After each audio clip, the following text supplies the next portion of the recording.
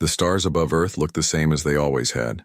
Beautiful, peaceful, lying. Day stood on the bridge of the HSS Retribution and watched those stars through the main screen. He knew that somewhere beyond them death was coming. 50,000 warships, all heading toward Earth, all ready to finish what they started 3 years ago when they destroyed his family on Kepler 442b. He was 38 years old. Too young to be this tired, too old to still be angry, but anger was all he had left. The door behind him opened. Hana walked in carrying a datapad. She was his second in command, his tactical officer and the only person on this ship who ever told him when he was being stupid. She did that a lot. "Admiral Yuna wants to see you," Hana said. Her voice was calm, but Day heard the tension underneath. Everyone was tense these days. "She says it's urgent," Day nodded. He knew what this was about. The Freck fleet would arrive in 36 hours. Earth's defense fleet had 200 ships. The math was simple and terrible. 20 minutes later, Day stood in Admiral Yuna's office. The Admiral looked older than her 56 years. The war had aged everyone. She had gray hair now, deep lines around her eyes. She looked like she hadn't slept in days. She probably hadn't. "Sit down, Captain," Yuna said. Day sat. He waited. "The Coalition surrendered yesterday," Yuna said. "Every species except us. We're alone." Day already knew this. Everyone knew. The news had spread through the fleet like fire. Species that had existed for millions of years with technology far beyond humanity's had all given up. They chose slavery over extinction. Humanity chose neither. "When the wreck arrive," Yuna continued, "my fleet will make a stand. We'll buy time for civilian evacuation. Maybe 6 hours. Maybe less." She paused. "It won't be enough." "I know," Day said. "That's why I need you to do something else." Yuna leaned forward. "The wreck command ship is called the Krovanax. It's massive. 800 kilometers across. Warlord Thrak commands from there. If we kill him, if we destroy that ship, the wreck fleet might fall apart." Day understood immediately. "You want me to assassinate their leader? I want you to try. The Retribution has technology no other ship has. Your quantum drive. Your weapons. If anyone can reach the Krovanax, it's you. And if I fail?" Yuna smiled, but there was no humor in it. "Then we all die anyway. At least this way we have a chance." Day returned to the Retribution. He called a meeting in the main briefing room. All 300 crew members crowded in. They knew something big was coming. They could feel it. Day looked at their faces. Young and old. Men and women. Soldiers and scientists. They came from every corner of Earth. Different languages, different cultures, different beliefs. But they all wore the same uniform now. They all faced the same death. Hana stood beside him. On his other side was Tay, the chief engineer. Tay was 45, brilliant and always smoking even though it was against regulations. Nobody stopped him anymore. What was the point? Young Kyung sat in the front row. He was only 27, the youngest officer on the bridge. He still believed they could win. Dee envied that faith. "I'm going to be honest with you," Day said. His voice carried through the room. "We've been given a mission. We're going to attack the wreck command ship. We're going to try to kill their leader. The odds of success are almost zero. The odds of survival are worse." Nobody spoke. Nobody moved. "If anyone wants to leave," Day continued, "you can. Right now, no shame. No dishonor. This is a suicide mission. I won't blame anyone for choosing to live." He waited. Silence filled the room like water. 30 seconds passed. Then a minute. Nobody stood. Nobody left. Finally, someone spoke. It was Tay. He lit a cigarette and grinned. "Where else am I going to go? Earth's about to be invaded. At least this way I can take some of those bastards with me." Others nodded. A few smiled. They understood. This wasn't about survival anymore. This was about revenge. About making the wreck pay for every human world they destroyed. About showing the galaxy that humanity didn't surrender. Hana stepped forward. She activated a holographic display. An image of the Retribution appeared, floating in the air. "Let me tell you what makes this ship special," she said. The crew leaned in. First, the quantum jump drive. Every other ship in the galaxy uses hyperspace for long distances. We can make short jumps, inside a star system, inside a battle. We can appear, attack, and vanish before the enemy knows what happened. She changed the image. Now it showed the ship's weapons. Second, the Hellstorm cannons. 6 of them. They fire antimatter, Nothing can stop them. Nothing can survive them. Another image change. This one showed the ship's core, glowing with impossible light. Third, the reactor. It uses an artificial black hole to generate power, more power than any ship this size should have. Enough to run the quantum drive and the weapons at the same time. She paused. There's a problem, though. We've never tested these systems in real combat. The reactor is unstable. If we push too hard, it could collapse. That would destroy us and everything within 1,000 kilometers. Tay laughed. It was a harsh sound. So we might blow ourselves up before the wreck even get a chance to kill us. Fantastic. But nobody seemed worried. They had all accepted death already. How they died didn't matter anymore. Day walked to the front of the room. We launch in 2 hours. Get ready. Tell your families goodbye if you want. But don't tell them where we're going. Let them hope. The crew filed out slowly. Day watched them go. These were good people. Brave people. They deserved better than this. They deserved to live, to see their families again, to grow old. Instead, they were going to die in the cold darkness of space, fighting a battle they couldn't win. But they would die fighting. That counted for something. 2 hours later, the Retribution undocked from Earth's orbital station. Day sat in the captain's chair and watched Earth shrink behind them. Blue and green and beautiful. Home. The only home humanity had left. He recorded a message. His final message. He spoke clearly, choosing each word carefully. To every species that watched us fall. To every empire that thought humans were weak. Remember this night. Remember that 300 humans decided the fate of 50,000 ships. Remember that we never surrendered. He saved the recording. It would broadcast automatically if they were destroyed. Hana, he said. Take us to the wreck fleet. Coordinates set, she replied. Jumping in 3, 2, 1. The Retribution vanished from Earth orbit in a flash of light. When it reappeared, they were 50 million kilometers away at the edge of the solar system. And there, filling the darkness ahead, was the wreck armada. 50,000 ships, each one a killing machine. Together they looked like a metal storm. Kyung stared at the screen, his young face pale. So many, he whispered. Good, Day said. His voice was cold. More targets, the hunt had begun. The Krovanax was impossible to miss. It sat in the center of the wreck fleet like a metal moon, surrounded by 5,000 escort ships, 800 kilometers of weapons and armor. The home of Warlord Throck, the butcher who had destroyed 47 worlds. Day studied the massive ship on his screen. Somewhere inside that fortress, Throck was probably laughing, probably celebrating his coming victory over Earth. The Warlord had never lost a battle. He had never faced an enemy he couldn't crush. That was about to change. Hana, Day said, can we get close without being detected? His tactical officer worked at her console, running calculations. Numbers scrolled across her screen. Maybe. The quantum drive doesn't leave a hyperspace signature. We can make micro jumps. Appear for a few seconds, then jump again. Their sensors won't know what to look for. How many jumps? 30 or 40, maybe more. Each one brings us closer. She paused. But, Captain, each jump also heats up the reactor. If we're not careful, the core could destabilize. Tay spoke up from the engineering station. She's right. The reactor wasn't designed for this many consecutive jumps. We're pushing the limits of physics here. Can you keep it stable? Day asked. Tay lit a cigarette and grinned. Probably. Maybe. Ask me again if we survive. Good enough. Hana, start jumping. The Retribution vanished from its position and reappeared 2 million kilometers closer to the fleet. Then it jumped again. And again. Each time they appeared in a different location, circling the massive wreck formation like a shark circling prey. On the bridge, the crew worked in tense silence.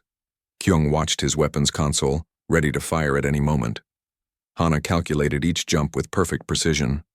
Tay monitored the reactor, watching the temperature rise with every jump. After the 20th jump, Hana suddenly held up her hand. Wait, I see something. Day leaned forward. What is it? The wreck formations. They follow patterns, very precise patterns. Every ship has an exact position. Every escort moves in a predetermined path. She pulled up data on the main screen. Look, the Krovanax lowers its shields for exactly 4 seconds every hour. That's when escort ships dock with it. Day smiled. It wasn't a nice smile. 4 seconds. 4 seconds, Hana confirmed. That's our window. When's the next window? 14 minutes. Day looked at Kyung. Load all Hellstorm cannons. Prepare to fire on my command. The young weapons officer nodded, his hands moving across his controls. All 6 cannons charging, antimatter slugs loaded. The minutes crawled by. Every person on the bridge felt the weight of what they were about to do. They were going to attack the most powerful warship in the galaxy. If they failed, they died. If they succeeded, they would still probably die. But maybe, just maybe, they would hurt the wreck badly enough to matter. 30 seconds, Hana said. Day gripped the arms of his chair. This was it. Everything came down to this moment. 4 seconds to change the war. 4 seconds to prove that humanity wouldn't go quietly into extinction. 10 seconds, Hana said. 5, 4, 3, 2. Jumping now. The Retribution appeared 50 kilometers from the Krovanax, point-blank range in space combat. On the screen, the massive dreadnought filled their view. It was so large that they could see individual gun batteries on its surface, each one bigger than their entire ship. The shields were down. The window was open. Fire, Day said quietly. Kyung pressed the trigger. All 6 Hellstorm cannons fired at once. The antimatter slugs left the barrels at 30% of light speed. They crossed the 50 kilometers in less than a second. They punched through the Krovanax's open shields like bullets through paper. The slugs penetrated deep into the dreadnought before detonating. Each explosion released energy equivalent to a nuclear bomb. 6 explosions, all within seconds of each other, tearing through the Krovanax's interior. 15 decks simply ceased to exist. Thousands of wreck died instantly, vaporized by antimatter reactions. On the Retribution's bridge, they watched fires bloom across the Krovanax's surface. Atmosphere vented into space. Secondary explosions rippled through the hull. "Jump!" Day shouted. "Now!" Hana activated the quantum drive. The Retribution vanished just as the Krovanax's weapons began tracking them. They reappeared 3 million kilometers away on the far side of the solar system. The bridge erupted in cheers. They had done it. They had actually hit the Krovanax. The impossible fortress had been wounded. But Tay's voice cut through the celebration. "Captain, we have a problem." The cheering stopped. Everyone looked at the engineer. "The quantum drive is overheating. That last jump pushed it too far. We need to let it cool down before we can jump again." "How long?" Day asked.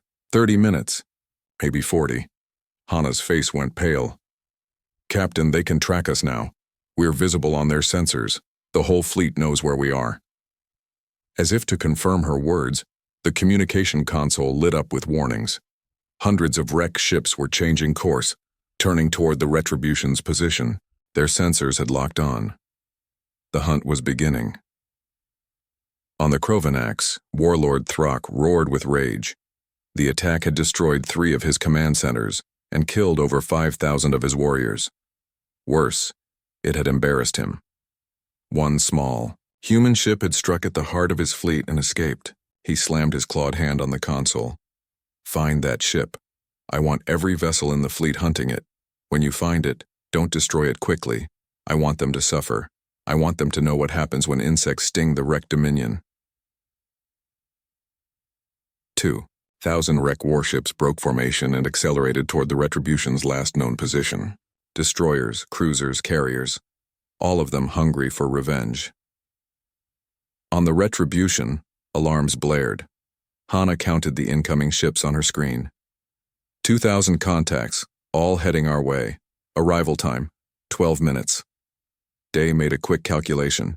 The quantum drive needed 30 minutes to cool. The wreck would be here in 12. That left 18 minutes where they would have to fight conventionally. 18 minutes against 2,000 ships. "Set course for the asteroid belt," he ordered. "Full speed." "The asteroid belt?" Kyung looked confused. "Why?" "Because," Day said, If we're going to fight 2,000 ships, I want something to hide behind. Move. The Retribution's engines flared to life. The ship accelerated toward the asteroid belt between Mars and Jupiter. Behind them, 2,000 wreck warships followed like wolves chasing wounded prey. The running battle had begun, and the Retribution was running out of time. Day watched the wreck ships closing in on his screen. He had hurt them badly. But now they were angry. And an angry enemy was the most dangerous kind. He turned to his crew. They all looked back at him with determination. They knew the odds. They knew they were probably going to die. But not one of them looked afraid. "All right," Day said. "Let's show these bastards how humans fight." The asteroids loomed ahead. The wreck fleet closed from behind, and somewhere in the middle, one small human ship prepared to make its stand. The asteroid belt was a maze of rock and ice. Some pieces were as small as cars. Others were as large as mountains. The Retribution weaved between them at dangerous speed, its hull sometimes passing within meters of collision. Behind them, the wreck destroyers followed. But they were bigger, slower, less agile. 3 of them crashed into asteroids within the first minute. The explosions lit up the darkness like brief suns. "Status on the quantum drive?" Dee asked, not taking his eyes from the screen. "Still cooling," Tay replied. 20 minutes left, 20 minutes. They had to survive 20 more minutes. A wreck cruiser came around a massive asteroid directly ahead. Kyung fired without waiting for orders. 2 conventional missiles streaked out and caught the cruiser in its engines. The ship exploded in a ball of flame. "Good shot," Day said. "Keep it up." For the next 10 minutes, they fought a running battle through the asteroids. The Retribution would hide behind a large rock, wait for wreck ships to pass, then strike from behind. Hit and run, strike and fade. It was guerrilla warfare in space. They destroyed 23 wreck vessels. But more kept coming. Always more. And the Retribution was taking damage. A plasma bolt grazed their starboard side, tearing open decks 7 and 9. 14 crew members died when those sections lost atmosphere. 31 more were wounded. The medical teams worked frantically. The hull repair crews welded emergency patches over the breaches. Everyone was moving, working, fighting. There was no time to mourn the dead. Hannah studied her tactical display. The Vrek were learning. They were starting to predict the Retribution's movements, starting to cut off escape routes. Soon there would be nowhere left to run. "Captain," she said, "we need a new plan.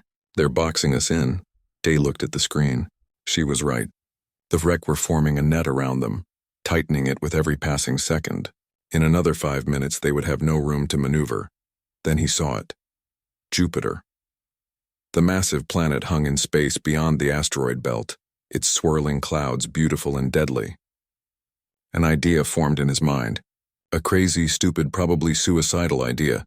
"Set course for Jupiter," he said. Everyone on the bridge turned to stare at him. "Jupiter," Hannah repeated. "Captain, that's insane, I know. But listen. Jupiter's gravity well is massive. If we skim close enough to the atmosphere, we can use it as a slingshot, build up enough speed to outrun the wreck ships. If we skim too close," Hannah said carefully, "the gravity will tear us apart. The atmospheric pressure will crush the hull. Then we don't skim too close. We skim just close enough." Dee looked at her. "Do you have a better idea?" She didn't. None of them did. "All right," Hannah said. She began calculating the trajectory. "But this has to be perfect. Even a small error and we die." "No pressure," Tay muttered, lighting another cigarette. The Retribution broke free of the asteroid belt and accelerated toward Jupiter. The wreck ships followed. At least 100 of them had managed to keep up through the asteroids.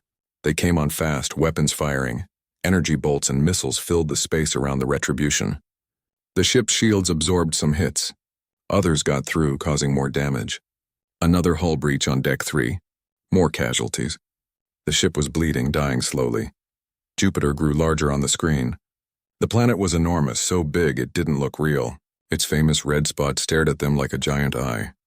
"Beginning approach," Hannah announced.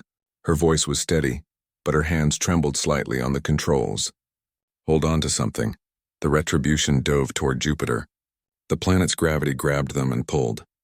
The ship accelerated faster and faster. The hull began to scream as atmospheric pressure built up around them. They entered Jupiter's upper atmosphere.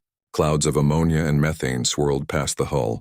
The temperature outside rose to hundreds of degrees. The shields glowed red with heat. Hull integrity at 70%, someone reported, 65%, 60% behind them. 3 wrecked destroyers had followed them into Jupiter's atmosphere. It was a fatal mistake. The wrecked ships were larger, less maneuverable. Jupiter's gravity crushed them like tin cans. All 3 imploded within seconds, their crews killed instantly. The Retribution skimmed along the very edge of Jupiter's atmosphere. Any deeper and they would share the wrecked ship's fate. Any higher and they wouldn't build enough speed. Hannah fought with the controls, making tiny adjustments. Her calculations had to be perfect. 1 degree too low, they die. 1 degree too high, the wreck catch them. Hull at 55%, the damage control officer reported. He sounded scared. They swept around Jupiter's equator. The gravity slingshot worked exactly as Day had hoped. The Retribution's speed increased dramatically. 40% of light speed, faster than any of the pursuing wreck ships could match. Pulling up, Hannah said through gritted teeth. Now! The Retribution climbed away from Jupiter. The atmospheric pressure released. The heat faded. They were free, racing away from the planet at incredible speed. Behind them, the remaining wreck ships couldn't follow. They were too slow. The Retribution had escaped. On the bridge, nobody spoke for a moment. Then Kyung started laughing. It was a slightly hysterical sound. We did it. We actually did it. Others joined in. The laughter was part relief, part disbelief. They had survived the impossible. Tay's voice cut through the celebration. Quantum drive is cooled down. We can jump again. The laughter died. Reality returned. They weren't safe. Not by a long shot. They had damaged the Krovanax, but the massive ship was still functional. The wreck fleet was still intact, and now they were even angrier. Hannah brought up a long-range scan. What she saw made her blood run cold. Captain, you need to see this. Day looked at the display. His jaw tightened. The entire wreck fleet was moving. All 50,000 ships. They were advancing on Earth. The battle for Earth had begun. At Earth, Admiral Yuna watched the wreck fleet approaching on her screens. She stood on the bridge of her flagship, surrounded by the captains of the 200 ships under her command. They all knew what was coming. They had all said their goodbyes. All ships, she broadcast on the fleet channel, form defensive line. Protect Earth for as long as possible. Make them pay for every meter of space. Make them remember us. 200 human warships moved into position. They formed a wall between Earth and the approaching enemy. It was a pathetically small wall compared to the metal storm bearing down on them. The wreck fleet opened fire first. Thousands of energy weapons lit up space. The human ships returned fire. The battle was joined. Within 10 minutes, 50 human ships were destroyed. The wreck lost 300 ships, but they had so many more. The numbers didn't lie. Earth was losing. On the Retribution, Day watched the battle from millions of kilometers away. He saw the human fleet dying. He saw Earth's last defense crumbling. He had wounded the Krovanax. But it wasn't enough. One attack, no matter how successful, couldn't stop this. He needed to do more. He needed to hurt them worse. He turned to Hannah. How many more jumps can we make before the reactor fails? She checked with Tay, then turned back to Day. Her face was grim. Maybe 50. After that, containment will collapse. And if containment collapses, the singularity detonates. The explosion would be big, very big. Day stared at the battle on his screen. An idea was forming. A terrible, beautiful idea. Hannah, he said softly, what if we didn't try to prevent the reactor from collapsing? What if we used it as a weapon? She understood immediately. Her eyes went wide. Captain, that would kill us all. We're dead anyway, Day said. We knew that when we left Earth, but if we're going to die, let's make it count. The bridge of the Retribution fell silent. Every crew member understood what Dee was suggesting. Turn their reactor into a bomb. Jump inside the Krovanax, detonate, kill Warlord Thrak, and destroy the command ship from within. It was suicide. But then, they had volunteered for a suicide mission from the start. Hannah ran calculations on her console. Numbers flowed across her screen. Her hands moved quickly, checking and rechecking the math. Finally, she looked up. It could work, she said quietly. If we deliberately destabilize the reactor, we could delay the detonation for about 30 seconds. Long enough to make one final jump.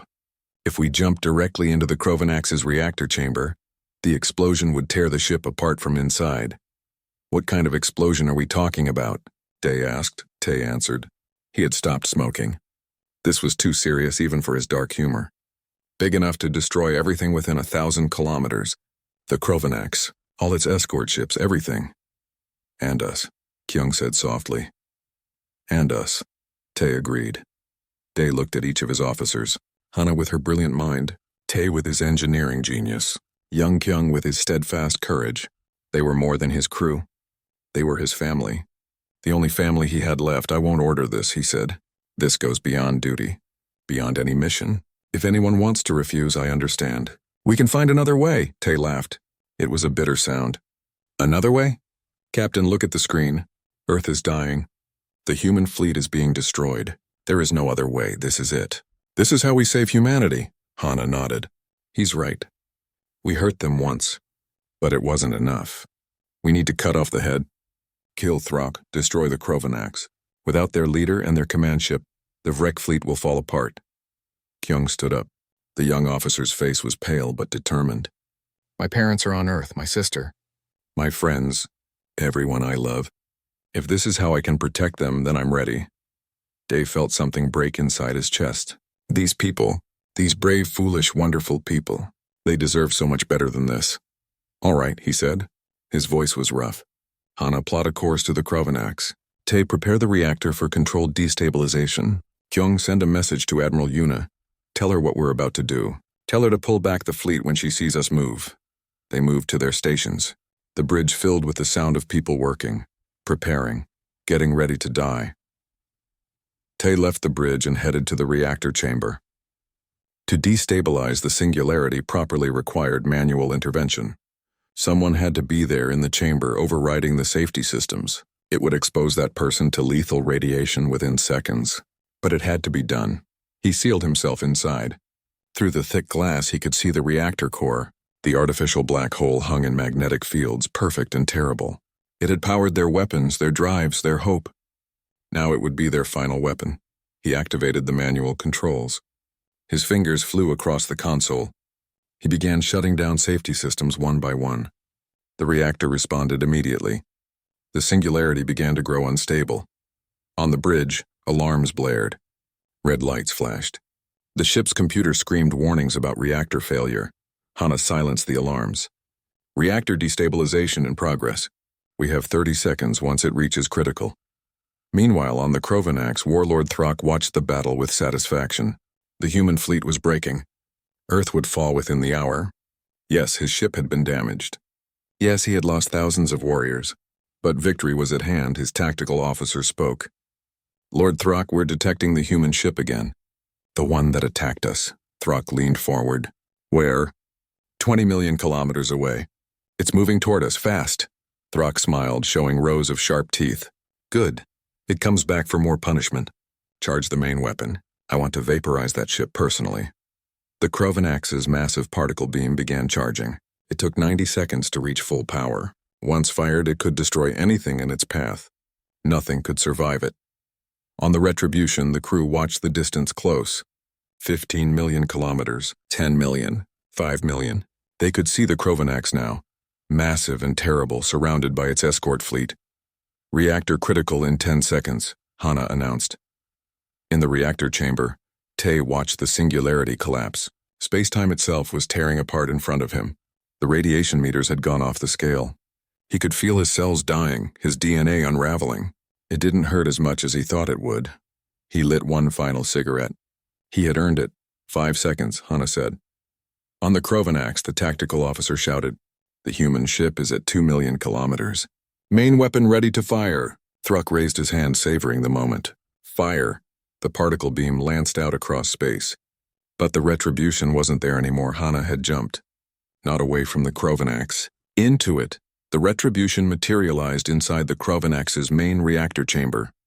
Vrek technicians stared in shock at the human ship that had suddenly appeared in their most secure area. They had seconds to comprehend what was happening. In the Retribution's reactor room, Tay looked through the hull breach. He could see the Krovanax's massive reactor core. He smiled through the pain, through the radiation poisoning, through the knowledge that he was already dead. "See you in hell," he whispered. The singularity collapsed completely. The explosion started at the quantum level. Space and time tore apart. Matter and energy became the same thing. The blast expanded at the speed of light. The retribution ceased to exist in the first microsecond. Its 300 crew members died so fast they felt nothing. One moment they were alive, heroes preparing for death. The next moment they were energy, scattered across a growing sphere of destruction. The explosion consumed the Krovanax's reactor chamber, then the next chamber, then the next. The massive dreadnought, 800 kilometers of metal and weapons, began tearing itself apart. Warlord Throck had time for one final thought. Impossible. Then he was gone, vaporized along with his ship and his dreams of conquest. The blast wave expanded. It caught the 5,000 escort ships surrounding the Krovanax. They were destroyed instantly, their shields meaningless against such power. Then the Krovanax's own reactors detonated. A chain reaction of explosions, each one feeding the next. For a brief moment, a new star blazed in Earth's solar system. It was bright enough to see from Earth's surface. People looked up and saw it. They didn't know what it meant. Not yet. On Admiral Yuna's flagship, every sensor went white with the overload. When they cleared, she stared at her screen in shock. The Krovanax was gone. 6,000 wreck ships were gone, just gone. Where the command ship had been, there was only expanding debris and radiation. The wreck fleet stopped. Every ship. They hung in space, stunned. Their command was dead. Their leader was dead. Their mighty Krovanax, the pride of their empire, had been destroyed by a single human ship. Then, across all frequencies, a recording began to play. Day's voice recorded before the mission. It echoed through every ship in the battle, to every species that watched us fall, to every empire that thought humans were weak. Remember this night. Remember that 300 humans decided the fate of 50,000 ships. Remember that we never surrendered. The message repeated. Again and again, a ghost speaking from beyond death. Admiral Yuna listened to it with tears running down her face. She had known Day, had argued with him, disagreed with him, sometimes wanted to court-martial him. But she had always respected him. Now he was dead, along with his entire crew. 300 people who had given everything so that humanity might survive. She wiped her eyes. There would be time to mourn later. Right now, the wreck fleet was leaderless and confused. Right now, she had a battle to win. All ships, she broadcast, attack! Hit them while they're confused. For the retribution. For Day and his crew. For humanity! The human fleet surged forward. 74 ships against more than 40,000. But the Freck weren't fighting back, not yet. They were still trying to understand what had happened. Trying to figure out who was in command now. Trying to process the impossible. And while they tried to understand, the humans killed them. Chaos spread through the wreck fleet like a virus. With Warlord Throck dead and the Krovanax destroyed, nobody knew who was in command. Different admirals claimed authority. Different battle groups received conflicting orders. Some wanted to continue the attack on Earth. Others demanded they regroup and elect a new supreme commander. A few advocated immediate retreat. The debate happened over open communication channels. Every species in the galaxy listened as the mighty wreck dominion fell apart. They argued like children while their ships drifted in formation. Vulnerable, Admiral Yuna didn't waste the opportunity. She ordered her ships to target wreck communication vessels. Destroy those and the chaos would only increase. Her captains obeyed eagerly. They had watched the retribution sacrifice itself. Now they fought with renewed fury. Human missiles and energy weapons targeted wreck communication ships specifically. These vessels were large, slow, and poorly defended. They relied on the fleet for protection. Without that protection, they were easy targets. Within 20 minutes, Yuna's fleet destroyed 43 wreck communication ships. Now entire battle groups couldn't talk to each other. The confusion deepened. Some wreck captains, unable to receive orders, made their own decisions. Most of those decisions were bad. Several wreck battle groups retreated without orders. Others held position, waiting for commands that never came. A few even fired on other wreck ships, thinking they were enemies in the confusion. The mighty armada that had destroyed dozens of civilizations was falling apart. Across the galaxy, other species watched the battle through long-range sensors and communication intercepts. The coalition species that had surrendered to the wreck saw something impossible. They saw the wreck losing. On Threx Prime, a conquered world, resistance fighters emerged from hiding. They had weapons cached away, waiting for a chance. Now that chance had come. If humanity could fight the wreck, so could they. Uprisings began in major cities. On Qualan 5, another subjugated planet, the news of the Krovanax's destruction spread like fire. The wreck garrison there suddenly found themselves under attack from the population they had oppressed. Without reinforcements from the main fleet, they were overwhelmed. On Beta Centauri, the local wreck commander tried to maintain order. But his troops were demoralized. They had heard about the retribution. They had heard about 300 humans destroying the Krovanax. They began to question whether the wreck dominion was truly invincible. Back at Earth, the battle had lasted 4 hours. Admiral Yuna's fleet was down to 31 functioning ships. All of them were damaged. All of them were running low on ammunition and fuel. But they were winning. The wreck had lost over 12,000 ships, some to the Retribution's initial attacks, some to the Krovanax's destruction, most to the chaos and confusion that followed. Then something changed. A wreck admiral named Kresh managed to gather several battle groups under his command. He was smart enough to realize the battle was lost. He ordered a general retreat, not to save Earth, but to save what remained of the fleet. Other wreck commanders heard his order and agreed. They had come to conquer Earth. Instead, they had been humiliated. Better to retreat and regroup than to lose more ships. The wreck fleet began jumping to hyperspace. At first a few ships, then dozens, then hundreds. The retreat became a rout as panic spread. Ships abandoned their positions. Some even left damaged vessels behind in their hurry to escape. Admiral Yuna wanted to pursue them, wanted to destroy every fleeing ship. But her captains reported they were at their limits. No ammunition, no fuel. Damaged hulls barely holding together. She made the hard decision. Let them go, besides they had already won. The wreck armada that had come to destroy Earth was fleeing, broken, beaten, humiliated. The last wreck ship jumped to hyperspace. Silence fell over Earth's orbital space. For the first time in hours, there was no weapons fire. No explosions. Just the wreckage of thousands of ships, human and wreck, floating in the darkness. On her flagship's bridge, Yuna sat down heavily in her command chair. She was exhausted. Her uniform was stained with soot and blood. Some of it was hers. She had been wounded in a hull breach but had refused medical attention until the battle was over. Now it was over. Earth had survived. Humanity had survived, but the cost. The cost was terrible. 169 warships destroyed. Over 100,000 personnel dead. And the retribution? The brave ship that had turned the tide. Gone. All 300 crew members dead. Yuna activated the fleet-wide channel. Every surviving ship would hear this. Every crew member who had fought and bled and watched their friends die. This is Admiral Yuna to all ships. The battle is over. We have won. Her voice was hoarse, barely above a whisper. Earth is safe. Humanity survives, she paused, took a breath. Today we proved something to the galaxy. We proved that humanity does not kneel. We do not surrender. We do not go quietly into extinction. The Retribution and her crew gave us tomorrow. Let us make damn sure we deserve it. On Earth, celebrations erupted the moment the news reached the surface. In every city, every town, every settlement, people poured into the streets. They cheered. They cried. They held each other and thanked gods they didn't believe in. In Seoul, millions gathered in the streets. They lit candles for the fallen while celebrating the victory. In New York, the crowds were so large that traffic stopped completely. In London, strangers hugged each other and wept with relief. In Mumbai, Tokyo, Cairo, Moscow, every human city celebrated.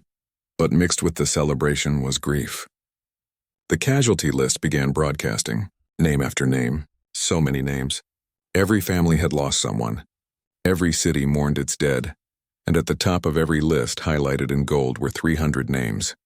The crew of the Retribution, Captain Day, Lieutenant Commander Hana, Chief Engineer Tae, Weapons Officer Kyung, and 296 others who had chosen death so that humanity might live. News broadcasts played, Day's final message over and over. His words became famous instantly. Children memorized them. Adults quoted them. They were painted on walls, carved in stone, written in the sky. Remember this night. Remember that 300 humans decided the fate of 50,000 ships. Remember that we never surrendered. The retribution became legend that very night. Stories spread. Songs were written. Artists created monuments in their honor. They had saved humanity, and humanity would never forget. 3 days after the battle, the Coalition ambassadors contacted Earth. They had been silent during the invasion, unwilling to help. Now they wanted to talk. They proposed reforming the Coalition military with human strategic doctrine at its core. Admiral Una met with them via hologram. She was polite but cold. These species had abandoned humanity when the wreck came. They had surrendered rather than fight. Now they wanted humanity's help, but she agreed. Not for them, for the future. The galaxy needed to be ready when the next threat came, and the next threat would come. It always did. Reports came in from across the galaxy. The wrecked Dominion was collapsing. Without the Krovanax and without Warlord Throck, the Empire had no center. Different warlords fought each other for control. Conquered species rebelled successfully. The empire that had taken a century to build was crumbling in days. Within a month, the wreck controlled only their core systems. The 2,000 star systems they once ruled were free. Some rejoined the Coalition. Others declared independence. All of them remembered who had struck the blow that freed them. Humanity. Earth's reputation changed overnight. Before they had been the newest species. The weakest. The most primitive. Now they were feared, respected. Other species looked at humans and saw something dangerous, something unpredictable, something that refused to lose even when losing was logical. Alien anthropologists studied what they called the human phenomenon. Why did humans fight differently? Why did they refuse to accept defeat? Other species had survival instincts, but humans had something more. A stubborn refusal to give up. A willingness to sacrifice everything for even the smallest chance of victory. One report concluded that humans were the only species who, when told something was impossible, responded with "watch me." This made them dangerous as enemies and valuable as allies.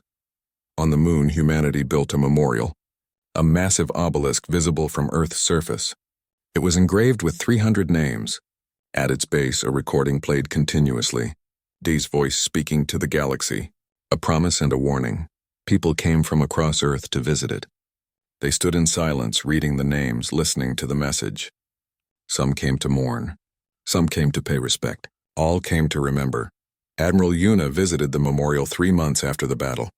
She stood alone in front of it, looking up at the names. She had been promoted to Supreme Commander of Coalition forces.